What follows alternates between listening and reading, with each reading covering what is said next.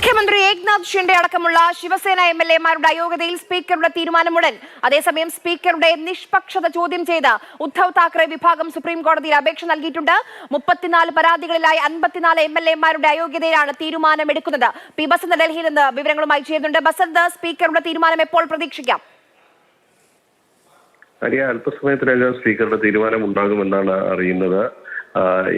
54 എംഎൽഎമാരെ അയോഗ്യത ആക്കണമെന്നാവശ്യപ്പെട്ട് ഇരുവിഭാഗവും, ഏക്നാഥ് ഷിൻഡെ വിഭാഗവും ഉദ്ധവ് താക്കറെ വിഭാഗവും നൽകിയ പരാതികളിന്മേൽ സ്പീക്കറുടെ തീരുമാനമാണ് വരുന്നത്.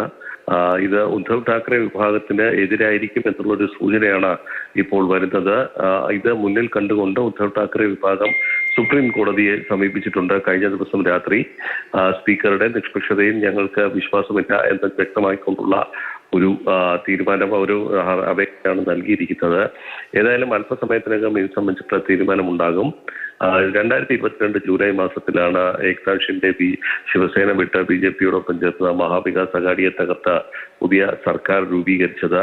അന്ന് പരാതിയുമായി ഇരുവരും തെരഞ്ഞെടുപ്പ് കമ്മീഷനെ സമീപിച്ചെങ്കിലും തെരഞ്ഞെടുപ്പ് കമ്മീഷൻ ഏക്നാഥ് ഷിൻഡെ വിഭാഗത്തെ ഔദ്യോഗിക വിഭാഗമായി അംഗീകരിക്കുന്ന ഒരു സാഹചര്യമാണ് ഉണ്ടായത്. അതേസമയം സുപ്രീം കോടതിയാകട്ടെ സ്പീക്കറോട് ഈ അയോഗ്യതാ പരാതികളിൽ തീരുമാനമെടുക്കാൻ നിർദ്ദേശിക്കുകയും ഉദ്ധവ് താക്കറെ മുഖ്യമന്ത്രിയായി പുനഃസ്ഥാപിക്കുന്നതിന് വിസമ്മതിക്കുകയും ചെയ്യുന്ന ഒരു പശ്ചാത്തലമാണ് ഉണ്ടായത്.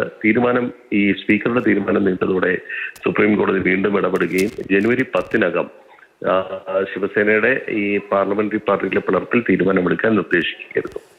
ശരി.